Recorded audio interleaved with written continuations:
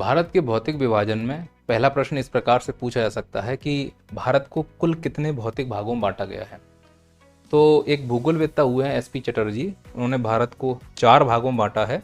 उत्तर का पर्वतीय प्रदेश, उत्तर के विशाल मैदान, प्रायद्वीपीय भारत और तटीय मैदान। लेकिन जब हम एनसीईआरटी पढ़ते हैं तो एनसीईआरटी में भारत के भौतिक भागों को 6 भागों में बांटा गया है, लेकिन वहाँ शब्द लिखा है उपभाग।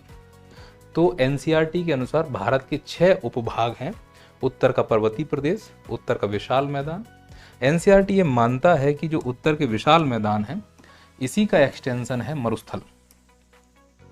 अब जो ये मरुस्थल हैं ये 2 प्रकार के हैं। जो ये मरुस्थल हैं यह 2 प्रकार के हैं, उष्ण मरुस्थल और एक शीत मरुस्थल।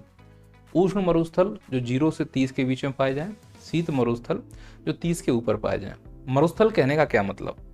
कोई भी ऐसा स्थान जहां वर्षा 25 सेंटीमीटर से कम हो उसको मरुस्थल कहा जाएगा। दिमाग में ये मत रखना कि मरुस्थल का मतलब जहां रेत पाया जाए, वो रेगिस्तान कहलाता है। तो हर रेगिस्तान मरुस्थल हो सकता है, लेकिन सभी मरुस्थल में रेत हो ये जरूरी नहीं है।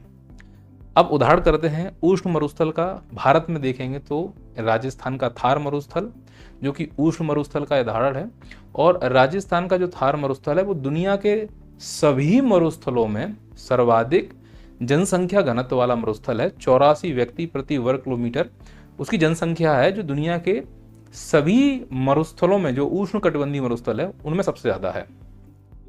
अब आते हैं शीत कटिबंधीय यानी ठंडे मरुस्थल। तो क्या भारत में कहीं ठंडे मरुस्थल भी हैं? बिल्कुल। भारत में जब लेह लद्दाख में जाते हैं तो जो लेह वाला एरिया है वो शीत मरुस्थल का हिस्सा है, और उस लेह से निकलती है सिंधु नदी।